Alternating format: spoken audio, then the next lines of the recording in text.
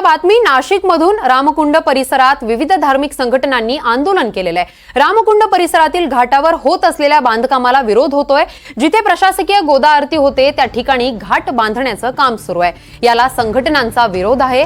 याविषयी अधिक माहिती घेतली आहे आमचे प्रतिनिधी किशोर बेलसरे यांनी। नाशिकच्या पुरोहित संघासह विविध धार्मिक संघटनांनी आणि राजकीय नेत्यांनी गंगा गोदावरीच्या रामकुंड परिसरात थेट गोदावरी नदीत उतरून आंदोलन सुरू केलेलं आहे। आपण पाहूयात नेमकं काय झालंय।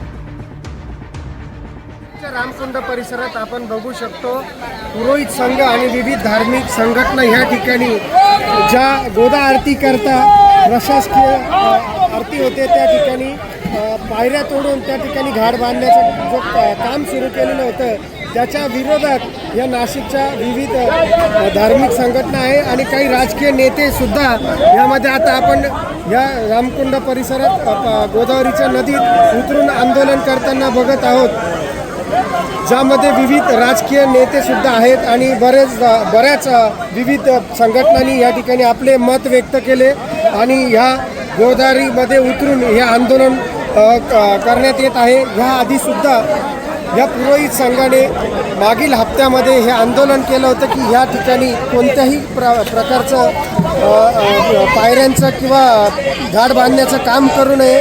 हा गोदावरीचा परिसर आहे, सुंदर परिसर आहे, या ठिकाणी तोडफोड करू नये अशी त्यांची मागणी होती आणि आता हे आंदोलन आपण बघू शकतो पाण्यात उतरून सुरू आहे, ज्यामध्ये बरेचसे पुरोहित संघाचे काही पदाधिकारी व राजकीय नेते हे पाण्यात उतरून आंदोलन करताना आपण या ठिकाणी बघत आहोत।